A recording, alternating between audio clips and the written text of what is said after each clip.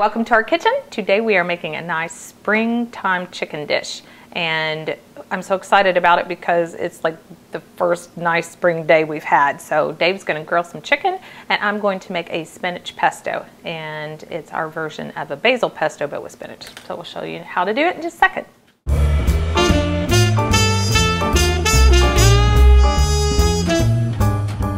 So this pesto is of course spinach, some fresh lemon juice, some fresh grated lemon peel, some toasted pine nuts, just toasted those in the oven for about 5 minutes at 350, and some fresh parmesan, a bowl for your pesto, and garlic, some olive oil, salt, pepper. And if you don't have pine nuts, you could substitute another type of nut, but I would always, maybe like a walnut, but I would definitely toast it a little bit before.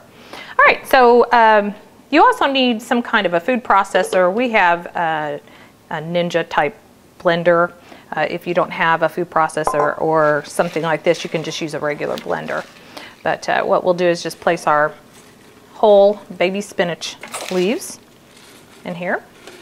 And this is the same process that you would use for a basil pesto, if you've ever made that. It's also very yummy. This is going to be milder, of course, because basil is a pretty strong flavor. So we're going to add flavor with our lemon juice. I'm going to just add a couple teaspoons of fresh lemon juice. And to that, we're going to add the lemon peel, or zest, lemon zest, which is about a teaspoon.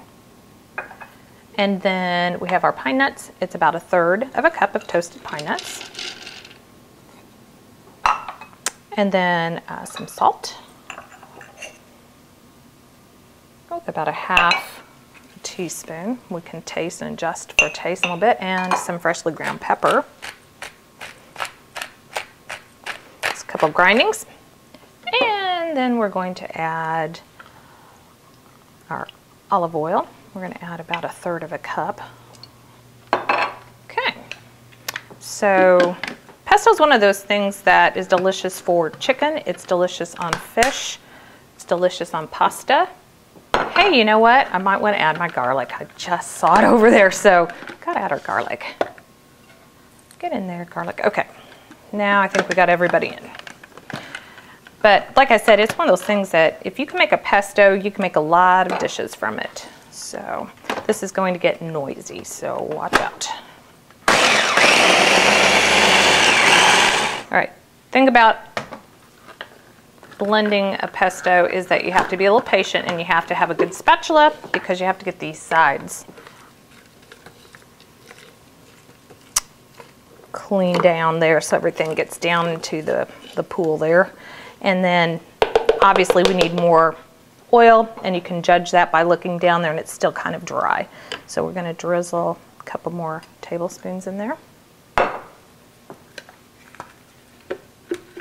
Put our lid back on and we are going to go. You want this a pretty nice fine consistency, so it's probably going to take one more blending, but yeah, we are just about there.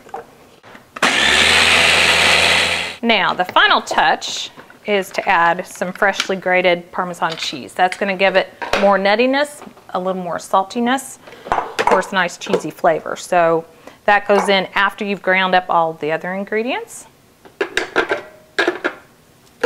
Just scoop out this beautiful spinach pesto. It's just, that just says spring. Look at that color. It just looks like it's going to be so fresh and tasty. You can just see it in the color. And you know what they say, color means healthiness, so there you go. All right, so about 1/3 of a cup of grated Parmesan, and you just stir that in. Now Dave hasn't even started on the chicken. I'm just making this so that it's all ready to go. So I'm going to stick it in the refrigerator for a little bit, and he's going to grill our chicken, and then we'll show you the final product when he's finished grilling. She's an awesome hand model. She doesn't like handling chicken with her hands, so she used tongs. She's kind of slow, but we'll get her there. That's too close to the coals. I have to direct my hand model. She just needs to pull it. There she goes. And move it There you go. Now you can put the lid on. We have it on indirect heat. It'll be cooking like this for roughly 30 minutes, then we'll finish it off over the grill. Good work, hand model. This becomes kind of a feel thing. We've done indirect for maybe 15-20 minutes, and that just kind of starts cooking these things through, and now we're going to move them over the coals directly, kind of piece by piece, just to get a little bit of that texture and finish cooking them. So we'll kind of do them in stages. This is where grilling kind of becomes a feel thing. I put the lid on just to kind of create some heat, a little bit more heat.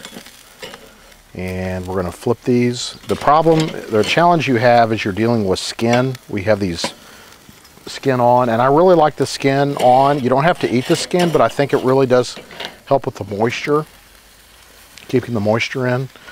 So we're going to let this go, and we'll probably have a flame up here in a second. We'll have to put the lid on. We're going to move that breast over in just a second too. So we do indirect just to kind of get the process started, then we finish them off over the coals.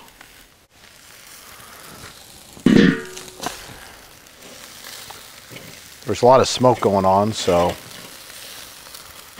you want to get that texture going with the skin in case you want to eat it. But it just really, the skin really does just a great job of keeping the moisture in the chicken. See, that one's doing fine, so we just need to rotate a little bit. That one's good. So we're going to move this over here. And we are pretty close to being done. You want to get the chicken breast up to about 160. And we'll check that here in a second and see where we are. With a chicken breast, you want to make sure that we get it up to roughly 155, and then when you bring it in, it'll go up another 5 degrees, which gets you up to 160. And you do not want to place this thing on the bone, because that will give you an incorrect reading.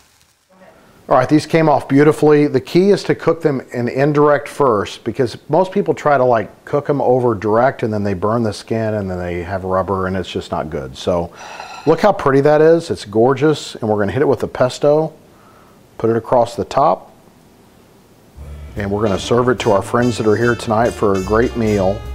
And I'd like to take the time to taste it and tell you what it tastes like, but I guarantee it's going to be awesome. So thanks for coming by. We'll see you later.